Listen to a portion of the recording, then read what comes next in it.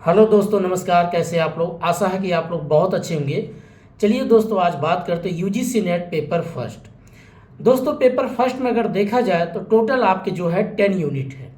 और हर एक यूनिट से पहले क्या होता था, अगर देखा जाए 2019 से पहले जो था 5 क्वेश्चन, हर एक यूनिट से 5-5 क्वेश्चन आते थे, जिसमें आपका teaching aptitude, research aptitude, comprehension, communication, mathematical, logical reasoning, comprehension, उसके बाद आपका the people and development, higher education, ये जो टोटल मिला के आपके 10 यूनिट है, हर एक यूनिट से 5-5 क्वेश्चन आते थे।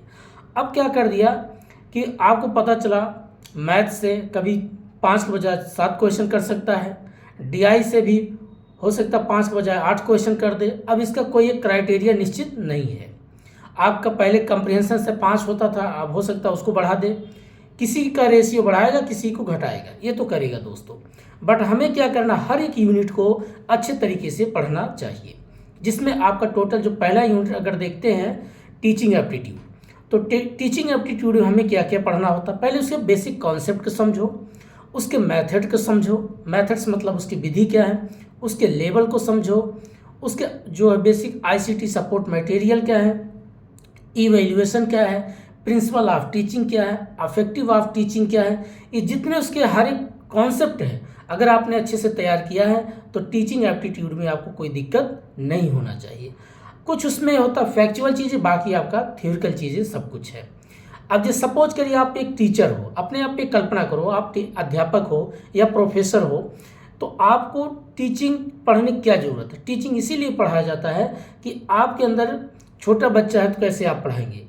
जैसे उसमें दिया है लेवल ऑफ टीचिंग कि मेमोरी लेवल क्या है, अंडरस्टैंडिंग लेवल क्या है, रिफ्लेक्टिंग लेवल क्या है, उस क्राइटेरिया क्यों डिवाइड किया है। क्योंकि अगर आप छोटे बच्चे को आप पढ़ाना है तो आपको अपने माइंड को कितना कूल रखना पड़ेगा, कितना अपने आप को बहुत कंट्रोल में रहना पड़ेगा। क्योंकि छोटे बच्चे शरारत भी करते हैं, कभी एक चीज़ें उनको 10-12 बताओगे याद भी नहीं होता है, तो आपको गुस्सा आएगा, पता चला आप डंडे से मार रहे हो। इसीलिए टीचिंग एक बहुत पेशेंस वाली नौकरी होता है, बहुत पेशेंस मांगता है इसमें। और जिसके अंदर पेशेंस है वो अच्छा एक वक्ता, अच्छा एक टीचर बन सकता है। इसलिए उसका नाम में शुरुआत होता है टीचिंग एज ए कम्युनिकेशन। तो कम्युनिकेशन जो अपनी बात को रखने के लिए जितना उसके अंदर पेशेंस होगा वो ये एक अच्छा टीचर बन सकता है। तो अब बात करते हैं टीचिंग एप्टीट्यूड में। पहला है इसके कॉन्सेप्ट क्या है।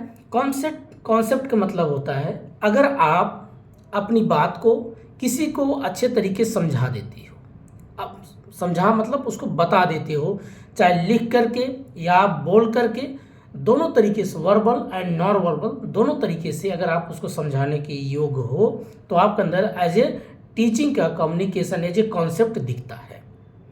ठीक है। अब इसके आता है लेवल।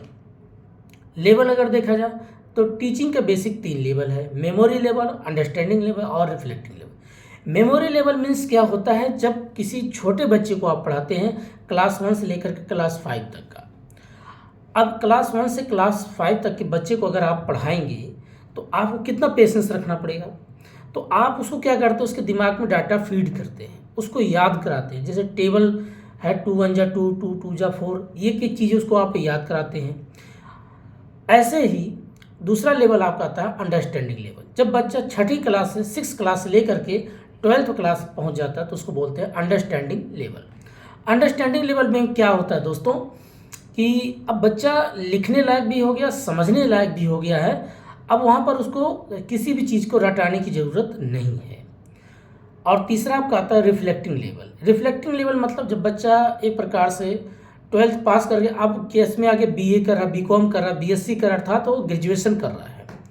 अगर वो ग्रेजुएशन कर रहा है या करने के बाद आगे और बढ़ गया मास्टर डिग्री कर रहा, तो वो कहाँ पर आ जाता है, वो रिफ्लेक्टिंग लेवल। अब तीनों को अलग अलग क्राइटेरिया में जो बांटा गया है, इसके 3 ऐसे व्यक्ति हैं जिन्होंने अलग अलग नाम दिया। पहला जो मेमोरी लेवल है उसके कॉन्सेप्ट दिए थे हर्बर्ट, और आपका अंडरस्टैंडिंग लेवल को उनका नाम था मॉरिसन, और रिफ्लेक्टिव लेवल का जो कॉन्सेप्ट था उसका नाम दिए थे किसने, हंट।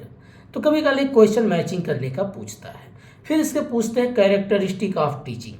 कैरेक्टरिस्टिक ऑफ टीचिंग क्या होता है दोस्तों, एक लर्नर का कैरेक्टर क्या है और एक टीचर का क्या कैरेक्टर है। अब लर्नर क्या होता है, कम से कम उसके अंदर एक क्यूरियोसिटी होनी चाहिए, जिज्ञासा होना चाहिए, क्वेश्चन पूछे, क्वेश्चन के प्रति सोच डेवलप करे, अपना होमवर्क टाइम पे करे और अपने टाइम के प्रति डिसिप्लिन हो, हमें कितना आवर पढ़ना है, पढ़ने के साथ साथ अपने होमवर्क को अच्छा करे। यही एक लर्नर के अंदर क्या होती है, क्वालिटी होना चाहिए। दूसरा होता है टीचर के अंदर क्या क्वालिटी। अब टीचर का जो कैरेक्टर होगा उसके अंदर पढ़ाने की कला होना चाहिए, चाहे वो आप प्रोजेक्टर के माध्यम से पढ़ाए या ऑफलाइन पढ़ाता हो या ऑनलाइन पढ़ाता हो, चाहे लेक्चर के माध्यम से पढ़ाता हो। ये बेसिक क्या होता है, टीचर का कैरेक्टर की बात करता है। फिर उसी में और एक लेवल बांट दिया गया है कि कैरेक्टर जो है दो और बेसिक होता है। एक होता ब्लॉन्ड टेस्टोनॉमी क्या है, और एक होता एडल्ट क्या है और एडोलसेंट क्या होता है।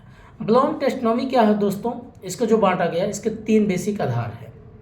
इन्होंने कहा कि अगर किसी बच्चे के अंदर अगर उसको ज्ञान भी दे दिया गया, नौकरी भी लग गई, अगर उसके अंदर इमोशनल नहीं है, दूसरे का दुख दर्द को नहीं समझेगा, तो समाज को कैसे बेहतर करेगा। इसलिए 3 कॉन्सेप्ट में इसको डिवाइड किया गया है। पहला इसमें जो कॉन्सेप्ट है, पहला आता आपका हेड आता है दिमाग, अर्थात इसको बोलते हैं कॉग्निटिव अर्थात थिंकिंग प्रोसेस। तो दिमाग आपका क्या करता है, सोचता है, समझता है, इसीलिए इसका नाम दिया गया थिंकिंग प्रोसेस। दूसरा आपका आता है हैंड, मतलब हाथ। हाथ क्या है, आपको मान लो कोई काम करोगे, लिखावटी करोगे, कंप्यूटर चलाओगे, टीचिंग करोगे, तो ये क्या करता है, एक्शन करता है। और एक्शन से क्या होता है, कार्य होता है, और कार्य से आपका आता है पैसा। तो एक प्रकार से आपका दिमाग डेवलप कर गया, आप अपने काम में निपुण हो गए, स्किल्ड हो गए। दूसरा होता है जब पैसा आ गया, सोच अच्छी हो गई, लेकिन अंदर से एक इंसानियत होना बहुत ज़रूरी है, उसको बोलते हैं हार्ट। मतलब एक तीसरा एच होता है आपका हार्ट, अर्थात 3 एच है, हेड, हैंड और हार्ट। हार्ट मीन्स अगर किसी के अंदर आप मान लीजिए कोई गरीब बच्चा है या अमीर बच्चा है, आपको ये सब कभी नहीं देखना। आप उसको ये देखो, ये देश का बच्चा है, इसके अंदर किस चीज़ की कमी है। क्या ये बच्चा, अगर इसको कोई चीज़ एक बार समझ नहीं आती तो 2 बार समझाओ, पोलाइटली समझाओ, गुस्सा करने की क्या बात है। तो इसीलिए एक टीचर के अंदर इमोशनल भी होना बहुत ज़रूरी है। जब ये तीनों कॉन्सेप्ट होता है तो कहते हैं कि कैरेक्टरिस्टिक आप जो ये टीचिंग का लेवल है बहुत अच्छा मजबूत हो जाता है।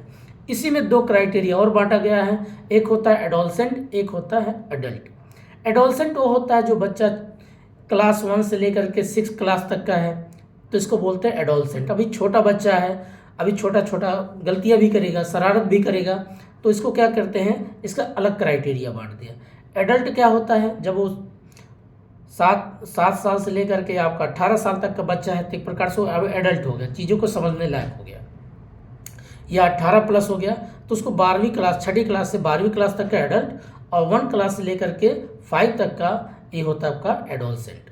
अभी दोनों क्राइटेरिया क्यों बांटा गया है, इसको समझने के लिए। एडोलसेंट बच्चा क्या, अभी उसमें समझ कम है, और आपका जो है एडल्ट बच्चा उसमें समझ थोड़ा सा डेवलप हो गया है। और जिस प्रकार से उसका डेवलप है उसी प्रकार से उसके सोचने समझने का और समाज में इस तरीके से उसको क्या होता है, सीखने का अलग नज़रिया होगा, चीज़ों को समझने का उसका अलग नज़रिया होगा। तो इस क्राइटेरिया में उसको बांट दिया गया है। ठीक है, तो ये होता है कैरेक्टरिस्टिक ऑफ टीचिंग। अगला हम बात करते हैं इसमें methods of teaching. Methods of teaching क्या होता है दोस्तों, मेथड्स अगर देखा है टीचिंग के तो 4 मेथड है। एक होता है आपका ऑफलाइन मेथड्स, दूसरा होता है ऑनलाइन मेथड्स, तीसरा होता है टीचर सेंटर मेथड, और चौथा होता है आपका लर्नर सेंटर मेथड। अब मेथड्स देखिए, ऑफलाइन क्या होता था कि जब जैसे मान लीजिए सामने स्टूडेंट बैठे हैं और उसके बाद अध्यापक गुरुजी हैं, तो ऑफलाइन में क्या होता है, टीचर और स्टूडेंट आमने सामने होते हैं, बोर्ड पे राइटिंग करते, लिख करके एक एक पॉइंट को समझाते थे। वहाँ पर एक ही चीज़ फ़ायदा ये होता था कि बच्चा का पूरा कॉन्सेंट्रेट क्लास में ही रहता था। अब ये फ़ायदा होता था ऑफलाइन का। ऑफलाइन में काफ़ी चीज़ें हम सीखते हैं, बात करने का शैली सीखते हैं, और वहाँ का लोगों का व्यवहार सीखते हैं, कम्युनिकेशन डेवलप कर सकते हैं। ये सारी चीज़ें क्या होता है, ये ऑफलाइन का फ़ायदा होता था। दूसरा होता है ऑनलाइन, जैसे आजकल प्रोजेक्टर के माध्यम से कैमरा लगा करके वीडियो बना के ऑनलाइन जो पढ़ाया जा रहा है, इसको बोलते हैं ऑनलाइन मेथड्स। तीसरा इसमें आता है आपका teacher centred method. Teacher centred methods क्या होता है दोस्तों, अब कभी क्लास में आप देखते होंगे, अगर स्टूडेंट क्लास में बैठ गए हैं, अगर अध्यापक जी अर्थात टीचर गुरु क्लास में उपलब्ध नहीं है, तो महत्व किसकी है, टीचर की है। तो वहाँ पर टीचर की सबसे ज़्यादा महत्व बन जाती है। अब टीचर अपने तरीके से पढ़ाएगा, अपने तरीके से बच्चों को समझाएगा, क्योंकि अब महत्व किसकी है, टीचर की। कभी कल उसी चीज़ को थोड़ा सा उल्टा कर दो। क्लास में अगर टीचर उपलब्ध हैं और वहाँ पर कोई सुनने वाला अर्थात स्टूडेंट ही ना उपलब्ध हो, तो महत्व किसकी है? लर्नर की। तो इस प्रकार से 4 मेथड इसको डिवाइड किया गया, offline, online, teacher centred method और लर्नर सेंटर्ड मेथड्स। ये हो गया। फिर उसके बाद हम इससे पढ़ते हैं principle of teaching. Principle of teaching क्या है भाई? ये टीचर का अपना एक सिद्धांत होता है। जैसे अपने टीचर है तो टीचर कम से कम, अब मान लीजिए जैसे बुक है, अब ये बुक्स है तो कम से कम इस बुक्स को खूब पढ़े, पढ़ने के बाद वो अपना होमवर्क पूरा कंप्लीट करे। अगर वो अपना टीचर अपना होमवर्क पूरा कंप्लीट करता है, करंट सिचुएशन में क्या पॉलिसी चेंज हो रहा है, अगर उसको अपडेट करता है, तो टीचर का पहला सिद्धांत है अपने होमवर्क को पूरा करे, अपडेटेड हो, लेक्चर भी ले। लेक्चर अगर करता भी है तो उसको बहुत अच्छे तरीके से लेक्चर करे, बच्चे को पूरा कंप्लीट करके एक एक पॉइंट को अच्छे से समझाए। ये टीचर की रिस्पॉन्सिबिलिटी बनती है, इसे बोलते हैं प्रिंसिपल ऑफ टीचिंग। एक होता है री टीचिंग। क्या होता है री टीचिंग? क्या है? किसी चीज़ का पहले उसको प्लान करो, प्लान करने के बाद उसको टीचिंग करो, पढ़ाओ, टीच करो, फिर उसका इवेल्युएशन करो, मूल्यांकन करो। 3 कॉन्सेप्ट, पहले प्लान करो, फिर टीच करो, फिर उसका मूल्यांकन करो।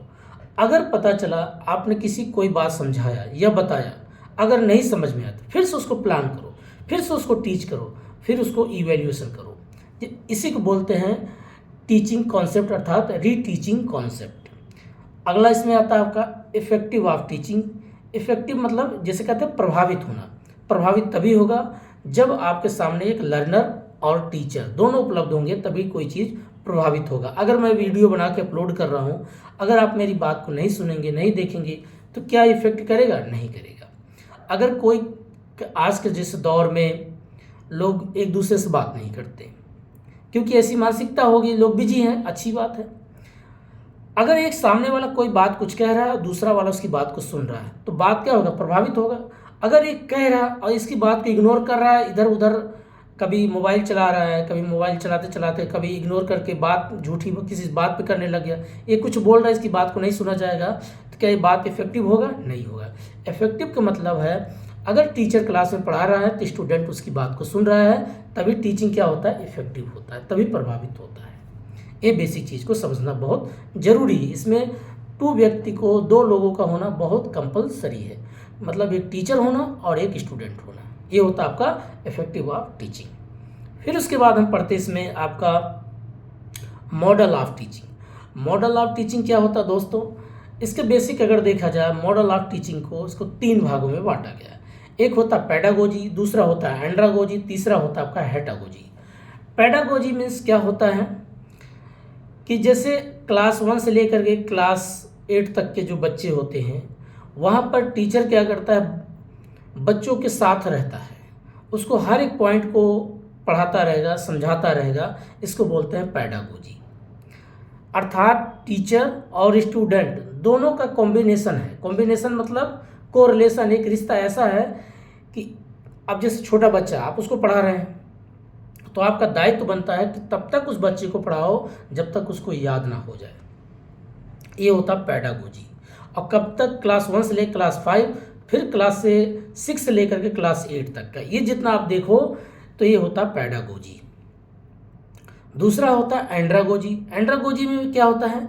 अब यहाँ पर क्लास 9 से लेकर के 12 तक के बच्चे को देखिए। यहाँ पर क्या होता है? अब टीचर क्या है?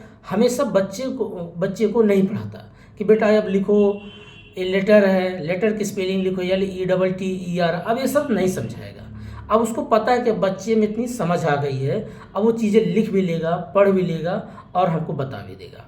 तो इसको बोलते हैं एंड्रागोजी। अब थोड़ा टीचर और स्टूडेंट के बीच में गैप आ गया है, बट इतना गैप नहीं है कि साथ छोड़ दिया है। अब वहाँ कभी काल चीज़ों को मोटिवेट करेगा, चीज़ों को समझाएगा। अब वो समझाएगा क्योंकि बच्चे में इतनी अंडरस्टैंडिंग आ चुका है। तीसरा जो इसमें आपका आता है हेटागोजी। हेटागोजी एक प्रकार से जब बच्चा ग्रेजुएशन कर लेता है, BA कर लिया, BCom कर लिया, BSc कर लिया, BBA कर लिया, तो अब वहाँ पर बच्चा खुद से डिसीजन लेने लग गया कि हमें डॉक्टर बनना है या इंजीनियर बनना है, IAS बनना है, PCS बनना, किसी भी जो फील्ड में आपको जाना है, अब वो खुद से अपना निर्णय, अपना डिसीजन लेता है। इसीलिए आप देखते हैं मॉडल ऑफ टीचिंग को बेसिक 3 भागों में बांटा गया है, पेडागोजी, एंड्रागोजी और हेटागोजी। 3 कॉन्सेप्ट बेसिक होते हैं। लास्ट में इसका आपका आता है evaluation of teaching. Evaluation of teaching क्या है दोस्तों? इवैल्यूएशन, जब आप किसी बच्चे को पढ़ाते हैं तो उसका आप मूल्यांकन करते हैं। जब आप मूल्यांकन करते हैं या तो उसको परसेंटेज देते हैं या तो उसका आप ग्रेड देते हैं। ग्रेड मतलब जैसे बोलते हैं बच्चा बहुत अच्छा पढ़ रहा है, ए ग्रेड का बच्चा है, ये बी ग्रेड का बच्चा है, ये सी ग्रेड, मतलब first division, second division, third division. जैसे डिवीजन आप बांटते हो वैसे ग्रेड बांटते हैं। एक होता परसेंटेज में डिवाइड करना, 60% देना, 80% देना, 90% देना, तो परसेंटेज की एक क्राइटेरिया निर्धारित किया जाता है। ये होता मूल्यांकन करने। अब मूल्यांकन कैसे होता है? जब आप टीचिंग करते हैं तो इसका 3 क्राइटेरिया बांटा गया है। एक होता है बिफोर टीचिंग, एक होता आफ्टर टीचिंग, एक होता है ड्यूरिंग टीचिंग। अब बिफोर टीचिंग क्या है? पढ़ाने से पहले, जैसे आप किसी बच्चे को घर पे जाओ और ट्यूशन उसको आप पढ़ा रहे हो या क्लास में आप प्रोफेसर हो, तो पहला क्लास जब अटेंड करोगे बच्चों से तो पहले लोग क्या करते हैं, वहाँ पढ़ाने से पहले बच्चों के बारे में इंक्वायरी लेते हैं कि बच्चों की लेवल क्या है समझने की। क्या इन्होंने अगर 12th करके ग्रेजुएशन में आए या बीकॉम फर्स्ट ईयर की पढ़ाई कर रहे हैं, तो टीचर क्या करेगा, हर एक टॉपिक पे बात करेगा, छोटा छोटा बात रखेगा।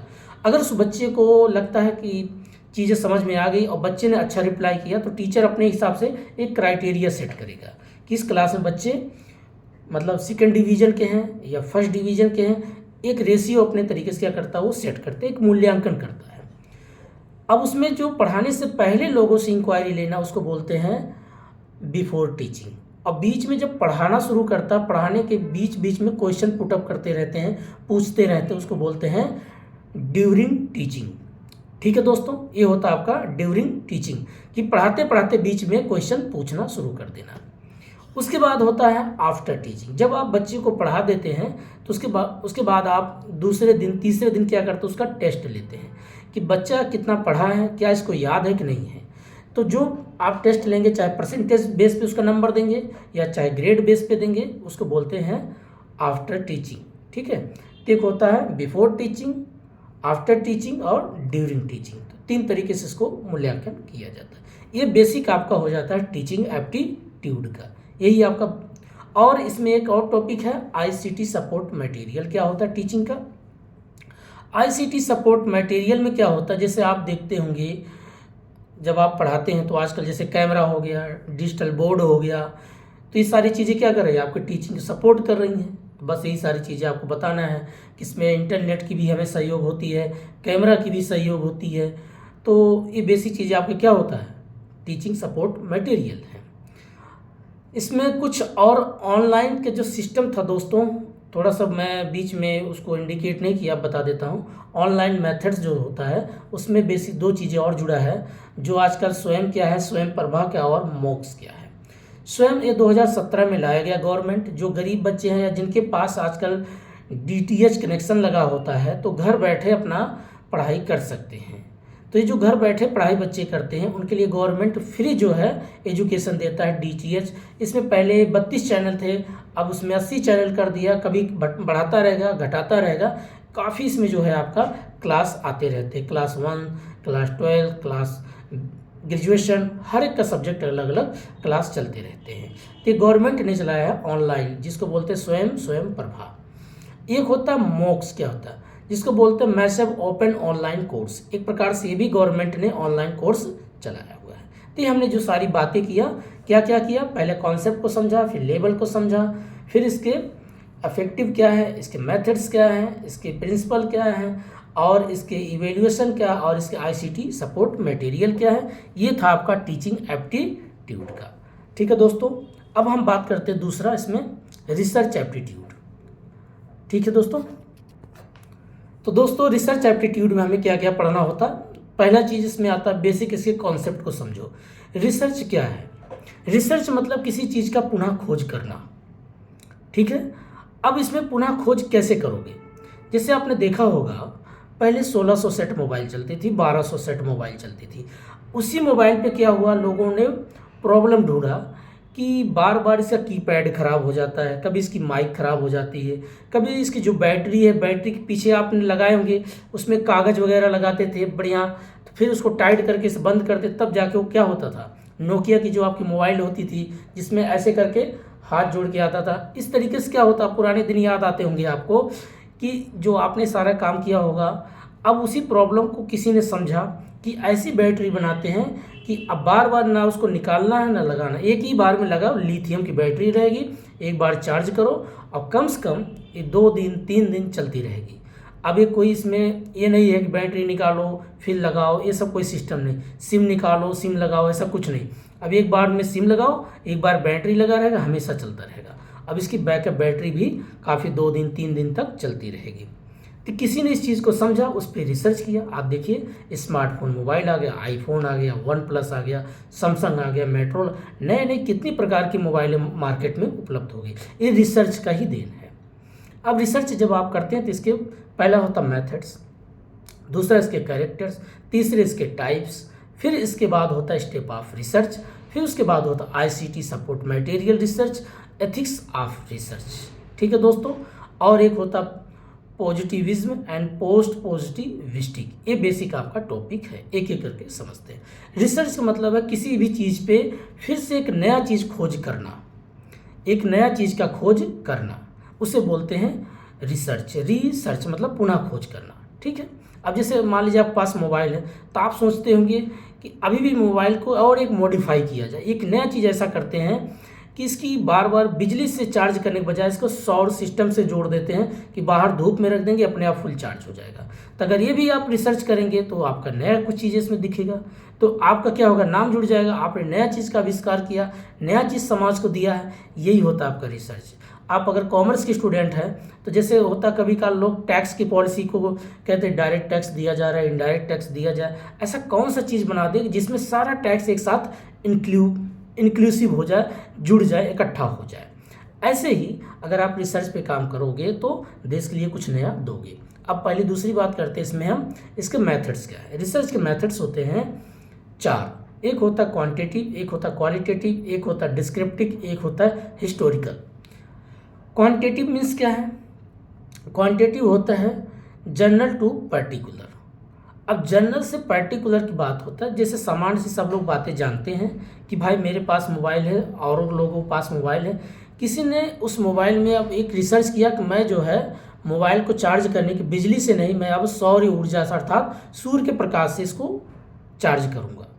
तो उसने जो है एक नया पर्टिकुलर चीज़ें ढूंढा, कहाँ से, जनरल से किधर चला, पर्टिकुलर, इसको बोलते हैं क्वांटिटेटिव। दूसरा होता है क्वालिटेटिव। एक क्वालिटेटिव क्या होता है, जो है पर्टिकुलर से एक तरफ आ गया जनरल की तरफ। अब जब उसने सौर ऊर्जा से मोबाइल चार्ज करना सीख गया, अब वो मोबाइल क्या है सबके हाथों में आ गया, तो पर्टिकुलर से क्या हुआ, जनरल की तरफ चलना शुरू कर दिया।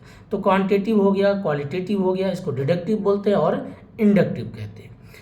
फिर इसमें हम बात करते हैं historical research method. Historical means जैसे आपने कोई, जैसे लाल किला आप देखो, ताजमहल देखो, कुतुब मीनार देखो, जामा मस्जिद देखो, ये सारी चीज़ें क्या हिस्टोरिकल चीज़ है। अब आप उस पर आप रिसर्च कर रहे हो, किसकी डिज़ाइन जो दिया गया, कैसे पिलर बनाया गया, इसमें कौन सा सीमेंट का प्रयोग किया, इसमें कौन से मसाले लगाए गए, कौन से पत्थर का प्रयोग करें, ये क्या करें आप, कोई ऐतिहासिक चीज़ है उस पर आप रिसर्च कर रहे हो, कुछ बारीकी चीज़ निकालना शुरू करते हो।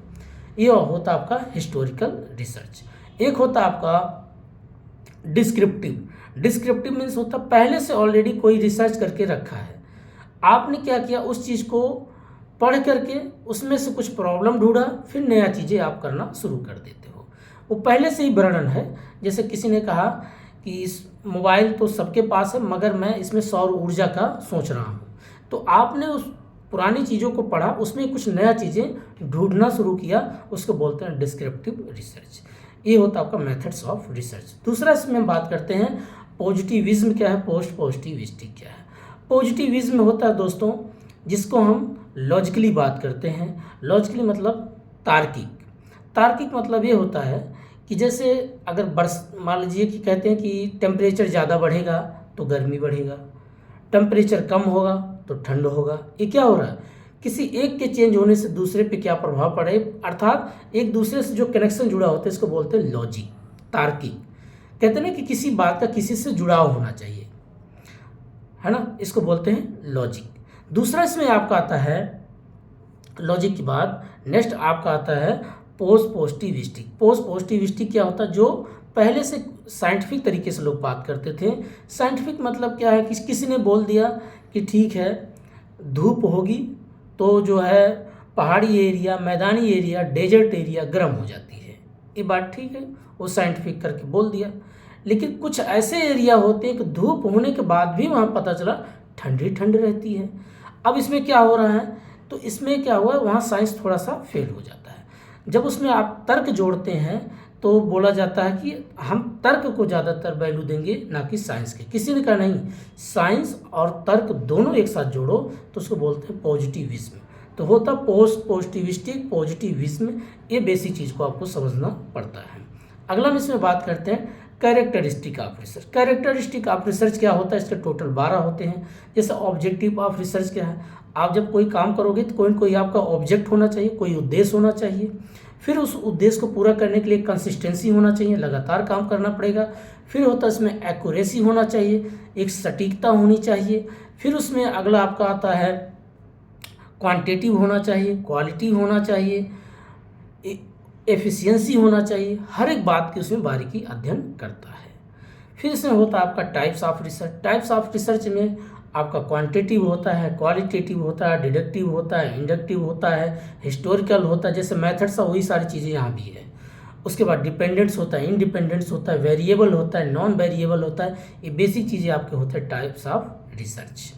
फिर हम पढ़ते हैं इसमें step of research. Step of research में बेसिक चीज़ें क्या होता है, पहले किसी चीज़ का प्रॉब्लम ढूंढो, उस प्रॉब्लम को क्या करो, डिज़ाइन दो, डिज़ाइन के साथ डाटा कलेक्शन करो, डाटा कलेक्शन करने के बाद उसका सैंपल तैयार करो। सैंपल आप दो तरीके से बनाओगे, एक प्रोबेबिलिटी, एक नॉन प्रोबेबिलिटी। फिर उस प्रोबेबिलिटी जो आपका सैंपल तैयार किया, फिर उसको क्या करो, एक रिपोर्ट बनाओ, सिनॉप्सिस बनाओ। सिनॉप्सिस मतलब हाइपोथेसिस बनाओ। हाइपोथेसिस जब आपका कंप्लीट होता है, फिर क्या करते हो, डेवलपिंग डाटा क्या करते हो, कलेक्शन करते हो। उस डाटा को करते हो आप एनालिसिस। एनालिसिस करने के बाद फिर क्या कर देते हो, सबमिट।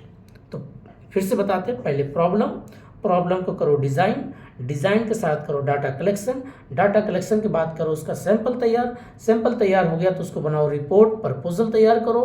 प्रपोजल तैयार होने के बाद फिर करो डेवलपिंग डाटा कलेक्शन, उस डाटा करो फिर एनालिसिस करने के बाद कर दो उसको सबमिट। तो पूरा इसका 8 स्टेप, 8 इसके स्तर होते हैं, 8 स्टेप होता है रिसर्च का। जो बेसिक 8 इसको बोलते हैं स्टेप ऑफ रिसर्च।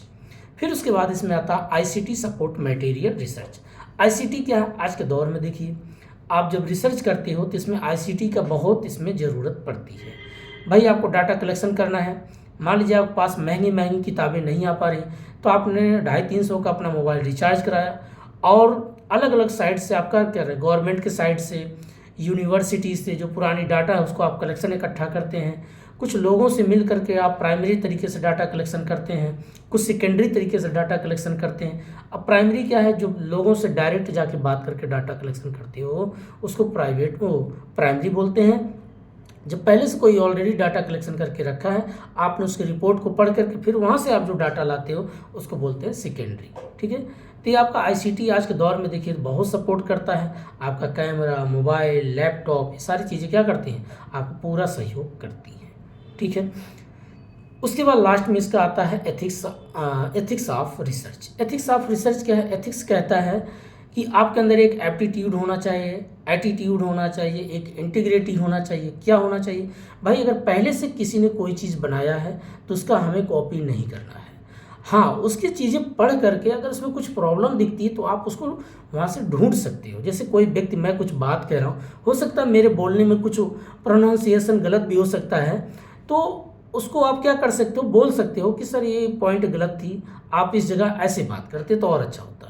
तो इसको बोलते हैं अच्छी बात। मैं बोल रहा हूँ, पता चला मेरी बात को किसी ने कॉपी किया, मेरे जैसे बात करने लग गया, तो इसको बोलते हैं एथिक्स नहीं है। आपका अपना चीज़ होना चाहिए, आपका अपना एक ओरिजिनल होना चाहिए, अपना एक खुद का एक प्रैक्टिस होना चाहिए। इसको बोलते हैं एथिक्स ऑफ रिसर्च। जब आप रिसर्च कभी करो तो एक अपना होना चाहिए। जैसे किसी व्यक्ति ने कहा कि मुझे अब जो है सौर ऊर्जा के माध्यम से मोबाइल को चार्ज करने की एक नया उसने सोच रखा। अब तीसरा कोई व्यक्ति बोल दे मैं सौर ऊर्जा से नहीं, मैं तो भाई पानी से जो है या भाप जो होती है उस हीट से इसको मैं रिचार्ज करूँगा। अब सोचिए, जब सबकी अलग अलग थिंकिंग होगी तो नए नए अलग अलग आइडिया आते हैं, और वही आइडिया हमारे देश को मजबूत करते हैं, जो एक आने वाले भविष्य के लिए अच्छे वक्ता, अच्छे प्रोफेसर, जो जिज्ञासु लोगों को भारत के योगदान में अच्छा काम करने का सहयोग करते हैं। तो ये था आपका रिसर्च एप्टीट्यूड। अब तीसरा टॉपिक हम बात करते हैं कम्युनिकेशन। दोस्तों, कम्युनिकेशन क्या होता है? जैसे बात करना, दो लोग हो, ए ने कोई बात कहा, बी ने उसकी बात को सुनना शुरू कर दिया। अब कैसे? एक मन में कोई थॉट था, विचार था, इसने क्या हुआ, अपने थॉट के इसके दिमाग में फीड कर रहा है। तो ए ने क्या किया, किसी चीज़ को इनकोड किया, और इसके पास जब वो सेंड किया, इसके मैसेज को क्या करता है, डिकोड करता, पढ़ने के बाद इसका फीडबैक देता है। यहीं पर होता है कम्युनिकेशन। सपोज मैंने पूछा, और दोस्तों आप लोग कैसे हो, तो आपने लोगों ने आंसर दिया, सर मैं ठीक हूँ। तो क्या हो गया, मैंने सवाल किया, आपने उसका आंसर दिया। इसको बोलते हैं कम्युनिकेशन। अब पूछते हैं कम्युनिकेशन कितने प्रकार का होता है। कम्युनिकेशन बेसिक अगर देखा जाए, डायरेक्ट होता है कम्युनिकेशन, इनडायरेक्ट कम्युनिकेशन होता है, वर्बल कम्युनिकेशन होता है, नॉन वर्बल कम्युनिकेशन होता है, हॉरिजॉन्टल कम्युनिकेशन होता है, वर्टिकल कम्युनिकेशन है, फॉर्मल कम्युनिकेशन होता है, इनफॉर्मल कम्युनिकेशन। ये बेसिक क्या होता है, कम्युनिकेशन के टाइप्स होते हैं, एक एक समझते हो। अब डायरेक्ट कम्युनिकेशन क्या है, जैसे फेस टू फेस बैठ के बातचीत कर रहे हैं, ये होता है डायरेक्ट कम्युनिकेशन। इनडायरेक्ट कम्युनिकेशन क्या है, जैसे मैं वीडियो के माध्यम से कोई वीडियो बना के अपलोड कर दिया, किसी को अपना कोई संदेश पहुंचाना है, मैसेज पहुंचाना है, मैंने बोल करके उसके बाद सबमिट कर दिया, व्हाट्सएप पे भेज दिया, बाद में उन्होंने देखा, उसका फिर रिप्लाई देते, ये होता है इनडायरेक्ट कम्युनिकेशन। ठीक है। अब इनडायरेक्ट में भी दो होते हैं, एक होता है सिंक्रोनस, एक होता है आसिंक्रोनस। सिंक्रोनस मीन्स होता है जो आप इमीडिएटली आंसर देते हैं। जैसे अब डायरेक्ट पता चला लाइव बात कर रहे हैं, मैं भी व्हाट्सएप पे आपको बात कर रहा हूँ, आप भी कर रहे हैं, तो ये लाइव चल रहा है, तो उसको बोलते हैं सिंक्रोनस। एक होता आसिंक्रोनस, पता चला मुझे आपसे कुछ बात कहना है, मैंने मैसेज कर दिया और मैसेज करके छोड़ दिया, बाद में आप 1 घंटे बाद या 2 दिन के बाद, 3 मंथ बाद जब आप मैसेज देखते हैं, उसका फीडबैक देते हैं, इसको बोलते हैं आसिंक्रोनस। ये होता है डायरेक्ट और इनडायरेक्ट। तो डायरेक्ट मतलब फेस टू फेस, इनडायरेक्ट में दो होते हैं, एक सिंक्रोनस और एक आसिंक्रोनस। ठीक है। फिर नेक्स्ट आपका आता है अगला, इसमें फॉर्मल कम्युनिकेशन और इनफॉर्मल कम्युनिकेशन। फॉर्मल मीन्स होता है जिसमें रूल है, नियम के अकॉर्डिंग आप बात करते हैं। जैसे आप कभी घर, मान लीजिए ऑफिस जाते हैं, बैठे होते हैं, तो लोगों से रूल के अकॉर्डिंग बात करना, कितनी बात करना है। आपके मान लीजिए एक हायरार्किकल होता है कि ऊपर मैनेजर साहब हैं, फिर सीईओ साहब हैं, एमडी साहब है, इस तरीके से लोग होता है, नीचे चपरासी हैं, तो फाइल क्या होती है, एक रूल के तरीके से आप बात होती है, तो उसको बोलते हैं फॉर्मल कम्युनिकेशन। इनफॉर्मल कम्युनिकेशन क्या है, आप मान लीजिए अपने आप घर में परिवार में बैठे हो, अपने बीवी बच्चों से बात कर रहे हो, तो ये इनफॉर्मल कम्युनिकेशन है, यहाँ कोई रूल रेगुलेशन नहीं है। तो ये होता फॉर्मल और इनफॉर्मल। एक होता हॉरिजॉन्टल और एक होता वर्टिकल। हॉरिजॉन्टल मीन्स होता है जैसे एक ही कैटेगरी के सभी लोग हैं, क्लास में अगर क्लास 5 क्लास के सभी बच्चे बैठे, तो लोग आपस में एक जो बात कर रहे हैं वो हॉरिजॉन्टल है। सभी टीचर हैं, टीचर से बात कर रहे हैं, ये हॉरिजॉन्टल कम्युनिकेशन है। एक होता वर्टिकल कम्युनिकेशन। अब पता चला यहाँ पर क्लास 1 का स्टूडेंट है, क्लास 2 का, क्लास 6 का, क्लास 5 का, एक प्रकार से जो एक जिसमें असेंडिंग के रूप में बैठे हैं लोग, उसके बाद टीचर हैं, फिर उसके बाद प्रिंसिपल हैं, फिर उसके बाद मैनेजर, डायरेक्टर, फिर उसके जो है सीईओ साहब, एक प्रकार से होता है आपका वर्टिकल। तो वर्टिकल में क्या होता है, एक छोटे लेवल से लेकर के उच्च लेवल तक की जो बातें होती है, इसको बोलते हैं वर्टिकल। एक होता हॉरिजॉन्टल। हॉरिजॉन्टल मतलब होता सभी एक ही कैटेगरी, प्रिंसिपल है तो प्रिंसिपल से बात कर रहा है, टीचर है तो टीचर से बात कर रहे हैं, स्टूडेंट है तो स्टूडेंट से ही बात कर रहे हैं, इसको बोलते हैं हॉरिजॉन्टल कम्युनिकेशन और वर्टिकल कम्युनिकेशन। अगला इसमें हम बात करते हैं, नेक्स्ट आपका आता है, तो डायरेक्ट हो गया, इनडायरेक्ट हो गया, फॉर्मल हो गया, इनफॉर्मल हो गया, वर्टिकल हो गया, हॉरिजॉन्टल हो गया। एक होता है वर्बल और नॉन वर्बल। वर्बल मीन्स होता है जो आप लिख करके या बोल करके बातें करते हैं, ये वर्बल कम्युनिकेशन है। नॉन वर्बल में होता है जिसमें आप लिखते नहीं हैं, संकेत के माध्यम से, कोडिंग के माध्यम से बातें करते हैं, इसको बोलते हैं नॉन वर्बल कम्युनिकेशन। जैसे आप रोड पे जाते हैं, कभी का रोड पे लिखा होता है ये जेब्रा क्रॉसिंग है, ये यू टर्न ऐसे होता है, एक प्रकार से वो इंडिकेट कर रहा है, आपको संकेत दे रहा है, ये नॉन वर्बल कम्युनिकेशन होता है। ठीक है दोस्तों, अब इसमें हम फिर अगला बात करते हैं model of communication. Model of communication basic 3 होता है। एक होता है इसमें लीनियर कम्युनिकेशन, दूसरा होता है ट्रांजैक्शनल कम्युनिकेशन, तीसरा आपका होता है इंटरैक्टिव कम्युनिकेशन। लीनियर कम्युनिकेशन वो होता है जब आप सिंगल खुद से बात कर रहे हैं, जैसे अकेले में बैठ के अपनी जीवन की समस्या, अपनी प्रॉब्लम को खुद से कभी काल आदमी बैठ के बड़बड़ाहट करता है, या न्यूज़पेपर पढ़ लिया, खुद में से अपना डिसीजन ले रहा है कि नहीं ये पॉलिसी ये नहीं होना चाहिए, ये पॉलिसी होना चाहिए, ये गवर्नमेंट ठीक नहीं, ये फलानी गवर्नमेंट ऐसी होनी चाहिए, ऐसे जो खुद से बात कर रहा है, खुद का अपना डिसीजन अपने आप से सवाल होता है ना। लोग अपने आप से कभी काल बात करते होंगे, नहाते वक्त, कहीं बैठे हैं, खाना खाते वक्त, जब एकांत में बात करते हैं। दूसरा होता है ट्रांजेक्शनल कम्युनिकेशन, जब दो लोग बैठे हैं, एक ए और बी, दोनों लोग आपस में बात करते हैं, इसको बोलते हैं ट्रांजेक्शनल कम्युनिकेशन। ए ने सवाल किया, बी ने उसका उत्तर दिया, बी ने सवाल किया, ए ने उसका उत्तर दिया, तो इसको बोलते हैं एक दूसरे जो आप आंसर और उत्तर कर रहे हैं, इसको बोलते हैं ट्रांजेक्शनल कम्युनिकेशन। ठीक है। तीसरा होता है इंटरैक्टिव कम्युनिकेशन। इंटरैक्टिव कम्युनिकेशन एक प्रकार से देखा जाए कि जैसे आपने किसी को कोई संदेश भेजा, जैसे व्हाट्सएप के माध्यम से आपने मैसेज लिख के भेज दिया, बाद में उन्होंने मैसेज को देखा, उसके बाद वो फीडबैक देते हैं, ये होता है इंटरैक्टिव कम्युनिकेशन। जैसे मान लीजिए मैंने किसी से कहा कि कल मुझे, मान लीजिए मैं बोला कल मुझे जो है ये बुक्स चाहिए, आप इनसे जाके बोल देना। अब ये व्यक्ति जाएगा, उनसे कहेगा, तो एक प्रकार से क्या हो रहा है, इंटरैक्टिव कम्युनिकेशन, इसमें गैप दिख रहा है, इसको बोलते हैं इंटरैक्टिव कम्युनिकेशन। तो लीनियर कम्युनिकेशन, ट्रांजिशनल कम्युनिकेशन और लीनियर कम्युनिकेशन, तीन होता है, लीनियर, ट्रांजिशनल और interactive communication.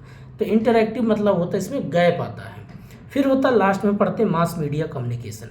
Mass media communication means क्या होता है दोस्तों, जिसमें लार्ज लेवल, जैसे आपका न्यूज़पेपर हो गया, आपका टेलीविज़न पे जो न्यूज़ आता है वो भी हो गया, प्लस आपका एडिटोरियम जो आप बात करते हैं, लोगों सेमिनार करते हैं, क्या है जो एक भीड़ के रूप में आप बात करते हैं, लोगों को हैंडल करते हैं, एक लीडरशिप क्वालिटी के तरीके से बात करते हैं। पता चला हज़ारों लोग बैठे सेमिनार में, अब आप एक लीडरशिप की बात कर रहे हैं, लोगों को मोटिवेट कर रहे हैं, लोगों को चीज़ों के बारे में बता रहे हैं, मैनेजमेंट डायरेक्टिंग क्या है, कैसे काम करना चाहिए, प्लानिंग कैसे करना चाहिए, ये सारी चीज़ें क्या होता है, मास मीडिया कम्युनिकेशन। ठीक है दोस्तों। एक होता है इसमें बैरियर ऑफ कम्युनिकेशन, आप पढ़ते हैं बैरियर ऑफ कम्युनिकेशन। कभी कल आप बात करते हैं तो बीच बीच में रुकावट आता है। अब बैरियर क्या होता है, एक साइकोलॉजिकल बैरियर होता है, एक फिजिकल बैरियर होता है, एक ऑर्गेनाइजेशन बैरियर होता है, एक आपका कल्चरल बैरियर होता है। ये बेसिक आपको क्या होते हैं, बैरियर क्रिएट करते हैं। अब साइकोलॉजिकल बैरियर क्या है, मान लीजिए मैं कोई बात बोल रहा हूँ, आप सोचोगे इग्नोर करो, साइड में हटो, क्या इसकी बात सुनो, एक प्रकार से, क्योंकि आपने अपने दिमाग में बैठा लिया कि ये फालतू की बातें मेरे समझ में नहीं आता, मुझे बिल्कुल नहीं, पहले से अपने दिमाग में क्या कर लिया, किसी के प्रति एक साइकोलॉजिकल बैरियर क्रिएट कर लिया। वो कितना भी अच्छा बोलेगा तो वो क्या होता, आपके दिमाग में जब बैठ जाता है तो बार बार वो व्यक्ति क्या, उसकी बातें आपको कभी भी आपके दिमाग में बैठ ही नहीं सकता। एक प्रकार से साइकोलॉजिकल, आपने पहले से अपने दिमाग में एक प्री साइकोलॉजिकल एक बैरियर क्रिएट कर लिया कि अभी कितना अच्छा बन के बात करेंगे, मैं इनकी बातें कभी नहीं सुनूंगा। जैसे दो व्यक्ति में कभी लड़ाई हो गई, अब मान लो लड़ाई हो गई, एक व्यक्ति के दिमाग बैठ गया, ये व्यक्ति ने ही गलत है, मैं इसकी बात कभी इस पर भरोसा नहीं करूंगा, तो आपने दिमाग में क्या कर लिया, एक बैरियर क्रिएट कर लिया, कितना अच्छा बन के बात करेगा, मैं इसकी बात नहीं सुनूंगा। ये होता बैरियर ऑफ कम्युनिकेशन। ठीक है, तो जिसको बोलते हैं साइकोलॉजिकल बैरियर ऑफ कम्युनिकेशन।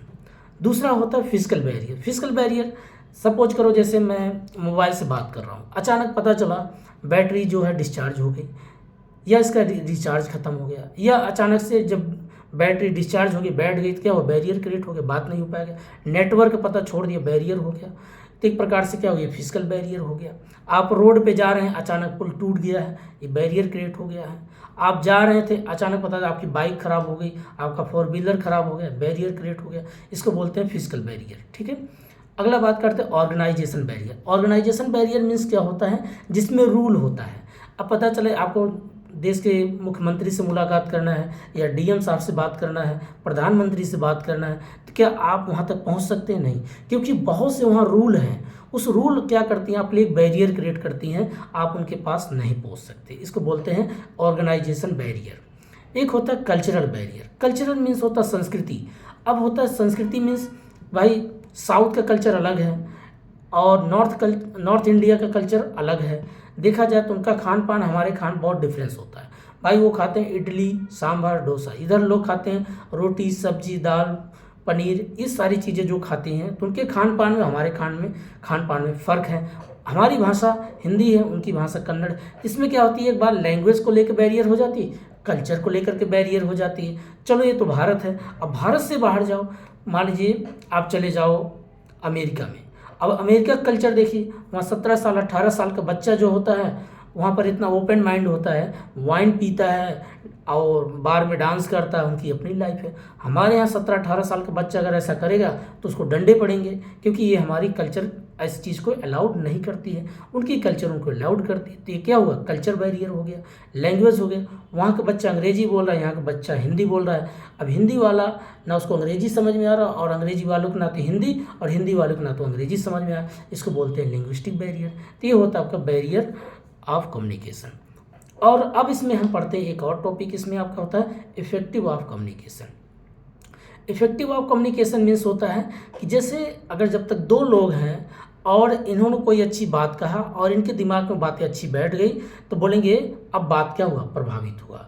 अगर मैं कोई बात कह रहा हूँ, आप मेरी बात को सुन रहे हैं, उसका फीडबैक दे रहे हैं, तो मैं सोचूंगा मेरी बात क्या हुआ, आप पे असर हुआ, इफेक्ट किया, तो इसको बोलते हैं इफेक्टिव ऑफ कम्युनिकेशन।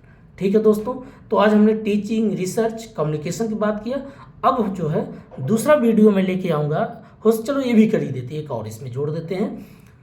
अब बात करते हैं इसमें हम आईसीटी की बात। आईसीटी जो होता है आपका यूनिट 8 है दोस्तों। इसमें क्या क्या चीज़ें हमें पढ़ना होता है, 1 मिनट। अब बात करते हैं दोस्तों आईसीटी के बारे में, information communication and technology.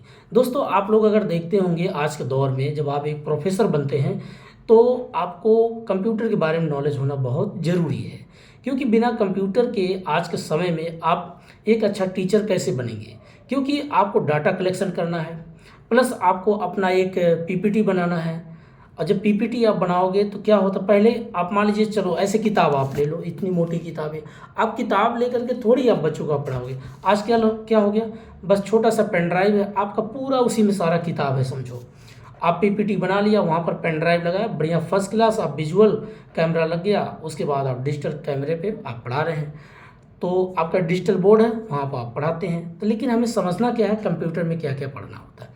Computer में आपका पहला टॉपिक इसमें आता है जनरेशन ऑफ कंप्यूटर क्या है। अब जनरेशन ऑफ कंप्यूटर बेसिक चीज़ें क्या क्या होता है। पहला, इसकी खोज किसने किया, तो इसकी खोज जो चार्ल्स बेबेज नाम के एक व्यक्ति थे, और इन्होंने किस सन किया था, 1942 के बीच में ही पहले ही किया था। लेकिन जनरेशन अगर बांटा गया तो 1942 से लेकर के 1959 तक, अर्थात 1942 से लेकर के और 1959 तक का ये फर्स्ट जनरेशन होता है। इस जनरेशन में किस चीज़ का प्रयोग किया गया, तो उसमें वैक्यूम ट्यूब का प्रयोग किया गया था। तो पूछता है कि बताइए फर्स्ट जनरेशन में किस चीज़ का प्रयोग किया गया, तो वैक्यूम ट्यूब था इसमें। दूसरा आता है आपका 1959 से लेकर के 1965 तक का। अब इसमें क्या होता है दोस्तों, किस चीज़ का प्रयोग किया गया, इसमें जो है आपका ट्रांजिस्टर का प्रयोग किया गया। और हाँ, जो फर्स्ट जनरेशन था ते कम से कम 10 बाई 10 के एक कमरे जैसा था, बहुत सा बड़ा कमरा जैसे था, 10 बाई 10 का, जब ये आपका फर्स्ट जनरेशन। थोड़ा सा इसमें मॉडिफाई जब किया गया सेकंड जनरेशन में, तो यहाँ ट्रांजिस्टर का प्रयोग किया गया। उसके बाद थर्ड जनरेशन आपका आता है 1965 से लेकर के 1975। इसमें जो आपका आईसी का प्रयोग किया गया, छोटा छोटा चिप के तरीके से। अब जैसे चिप पहले इतना चीज़ बड़े लगते थे, फिर इतना छोटा, अब इतना छोटा हो गया, तो चीज़ें क्या हो रहा है, एक आईसी के रूप में उसका प्रयोग किया गया। फिर नेक्स्ट आता है फोर्थ जनरेशन आपका 1975 से लेकर के और 1988 तक का, 288। अब इसमें क्या हुआ, आपका VLSI आ गया, वेरी लार्ज स्केल इंटरएक्टिव करके बोलते हैं, इंटरएक्टिव दोस्तों, इंटरएक्टिव। तो इसमें आपका very large scale interactive basic जो इसमें बात करता है। फिर आपका फिफ्थ आता है जिसमें बात किया गया है 1988 से लेकर के, और इसमें प्रयोग किया गया USLI, यहाँ था VLSI, यहाँ पर हुआ ULSI का प्रयोग। इसको बोलते हैं अल्ट्रा, थोड़ा इसका लेवल बड़ा हो गया, लार्ज हो गया, और इसकी जो बारीकी जो चिप है और थोड़ा सी बारीकी किया गया, इसमें सबसे ज़्यादा डाटा कलेक्शन करना शुरू किया। तो 5 इसके जनरेशन होते हैं, एक कंप्यूटर का बेसिक जनरेशन था। उसके बाद नेक्स्ट इसमें आपका आता है टाइप्स ऑफ कंप्यूटर।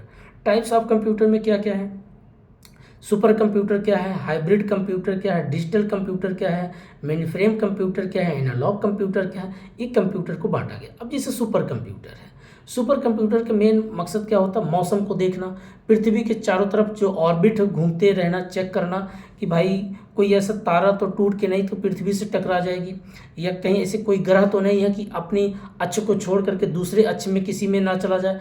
ये कौन सा चेक करता है? Super computer. दूसरा होता है हाइब्रिड कंप्यूटर। हाइब्रिड कंप्यूटर क्या करता है? आज के दौर में जैसे बायोटेक्नोलॉजी होता है, जैसे आरएनए है, डीएनए है, क्रोमोजोम है, तो किसी एक का जीन निकाल के दूसरे जीन में मिलाना, उसको एक नया चीज़ का रिसर्च करना, एक कौन करता है? Hybrid computer. हाइब्रिड कंप्यूटर मतलब नई चीज़ का खोज करना, नई चीज़ का आविष्कार करना, इसकी भी स्पीड काफ़ी अच्छी होती है। और तीसरा इसमें फिर आता है एनालॉग कंप्यूटर। एनालॉग उसका थोड़ा सा साइज छोटा हो जाता है। फिर उसके बाद अगला आता है आपका डिजिटल कंप्यूटर। डिजिटल कंप्यूटर जैसे आजकल लोग अपने घरों में लैपटॉप है, मोबाइल है, सब किसका देन है? डिजिटल कंप्यूटर का। मिनी फ्रेम कंप्यूटर उसका हो जाता छोटा, मिनी मतलब छोटा, और छोटा कर दिया, थिंक कर दिया, पतला कर दिया। पहले क्या होता था, जैसे आप देखते होंगे पहले कंप्यूटर जो मॉनिटर होता था इतना बड़ा, कम से कम इतना बड़ा होता था, आपका 2.5-3 फीट कितना जगह कवर करता था। अब मिनी फ्रेम कंप्यूटर आ गया, पतला सा आया। पतला समझो कि एक जैसे बुक है, कितना पतला आ गया। अब इसको ऐसे आपने कहीं लगा दिया, तो एक प्रकार से क्या है? मिनी फ्रेम कंप्यूटर हो गया। उसकी साइज़ को और छोटा कर दिया गया। तो ये अलग अलग क्राइटेरिया में इसको बांटा गया है। Super computer, hybrid computer, digital computer, analogue computer, hybrid computer, mini frame computer, ये कंप्यूटर के टाइप्स हैं।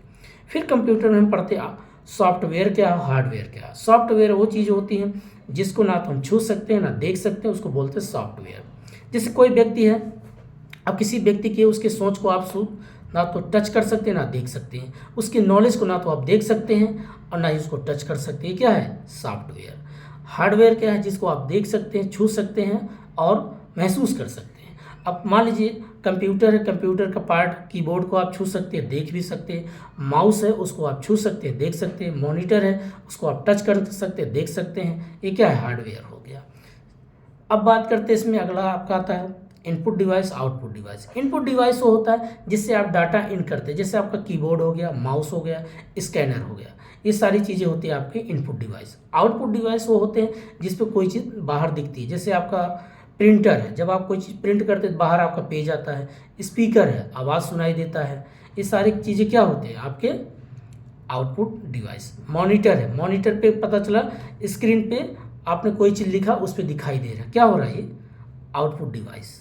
ठीक है, तो input device, output device, software, hardware, types of computer, computer generation, ये बेसिक चीज़ें होते हैं। फिर इसी में कुछ पूछता है रोम और रैम में डिफरेंस क्या होता है। रोम क्या होता है दोस्तों? ये मदरबोर्ड जो होता है, जैसे आपके पास लैपटॉप या मोबाइल होगा, तो पहले से ऑलरेडी जिस कंपनी का आपका मोबाइल होगा, तो कंपनी वाला खुद से पहले अपना क्या करता है, रोम में अपना सॉफ्टवेयर क्या करता हो, पहले से अपलोड किया होता है। वो जब तक मदरबोर्ड रहेगा तब तक वो सॉफ्टवेयर रहेगा, इसमें किसी का और सॉफ्टवेयर उसमें अपलोड नहीं किया जा सकता है। इसको बोलते हैं आपका रोम। रैम क्या होता है? रैम क्या करता है? अलग अलग चीज़ों का, जैसे आप क्रोम पे चला रहे हैं या यूट्यूब चला रहे हैं या व्हाट्सअप चला रहे हैं, ये क्या करता है? अलग अलग डाटा को कलेक्ट करके लाके आपको प्रेजेंट करती है, डिस्प्ले करती है, दिखाती है। इसका काम होता है रैम। रैम में क्या होता है? कोई चीज़ चल के बीच में अगर रुक गई तो दोबारा फिर से वहाँ से स्टार्ट करना पड़ेगा। लेकिन जो आपका रैम होता है वो ऑलरेडी पहले से होता है, इसको कभी भी चेंज नहीं किया जा सकता। लेकिन रैम जो होता है इसको चेंज किया जा सकता है। आज का देखिए, अब कुछ ऐसे भी हो गया है कि आप कोई चीज़ मान लीजिए क्लास देख रहे हैं, अगर आपने 1 आवर क्लास देखा है और 2 आवर का क्लास है तो 1 आवर पे कभी कल जाके रुक जाते हैं। लेकिन अगर मोबाइल स्विच ऑफ हो गया तो फिर वहाँ से क्या होता है, जब मोबाइल स्विच ऑफ हो जाएगा फिर से शुरुआत होना पड़ता है। ये आपका रैम का काम होता है। रोम में क्या होता है दोस्तों? रोम में इनबिल्ड होता है, रैम में इनबिल्ड नहीं होता, बस ये फ़र्क है। फिर पढ़ते हैं वीडियो कॉन्फ्रेंसिंग क्या है, ऑडियो कॉन्फ्रेंस क्या है। जैसे वीडियो कॉन्फ्रेंस आप बात करते हैं, लोगों को 4 लोग को जोड़ लेते हैं व्हाट्सएप पे ग्रुप में, फिर वीडियो बात करते हैं, कॉन्फ्रेंस करते हैं, ये आपका वीडियो कॉन्फ्रेंस होता है जिसमें चेहरा दिखता है। ऑडियो में क्या होता है? चेहरा नहीं दिखता, आप एक दूसरे से बात करते हैं, आवाज़ें सुनाई देती हैं, इसको बोलते हैं ऑडियो कॉन्फ्रेंस। ठीक है दोस्तों, फिर उसके बाद हम नेक्स्ट पढ़ते हैं इसमें बाइनरी सिस्टम। बाइनरी सिस्टम दोस्तों एक प्रकार से इसको बोलते हैं नंबर ऑफ सिस्टम। इसमें आपका होता है ऑक्टल क्या है, डेसिमल क्या है, हेक्सा क्या है, बाइनरी क्या है। 4 चीज़ें बेसिक चीज़ समझना। बाइनरी से कब डेसिमल बनेगा, डेसिमल से कब बाइनरी बनेगा, ऑक्टल कब बनेगा, ऑक्टल से कब डेसिमल बनेगा, हेक्सा से कब डेसिमल बनेगा। ये बेसिक चीज़ें दोस्तों कल जो है इस बोर्ड पे समझाते हैं, क्योंकि ये थोड़ा मैथमेटिकल तरीके से है, चीज़ों को बेसिक चीज़ें यहाँ से समझ में आ जाएगा। तो ये हमने आज बात किया टीचिंग, रिसर्च, कम्युनिकेशन, आईसीटी। अब इसमें एक और टॉपिक होता है आईसीटी में, ईमेल मेल मर्ज क्या होता है। ईमेल मेल मर्ज क्या होता है, जैसे आपने ईमेल आईडी बनाया, 4 लोग को एक साथ जोड़ लिया, अपने ग्रुप में जोड़ लिया, और एक ही बार सेंड करके आप सभी के पास अपना मैसेज भेज दिया।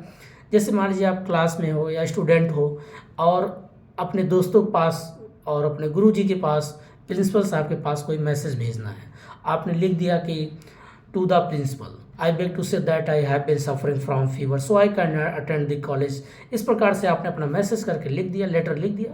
उसके बाद ईमेल था गुरुजी का और अपने दोस्तों का, सबको क्या किया, तो टैग कर लिया, सबको जोड़ लिया, उसके बाद मैसेज सेंड कर दिया, इसको बोलते हैं मेल मर्ज कर दिया।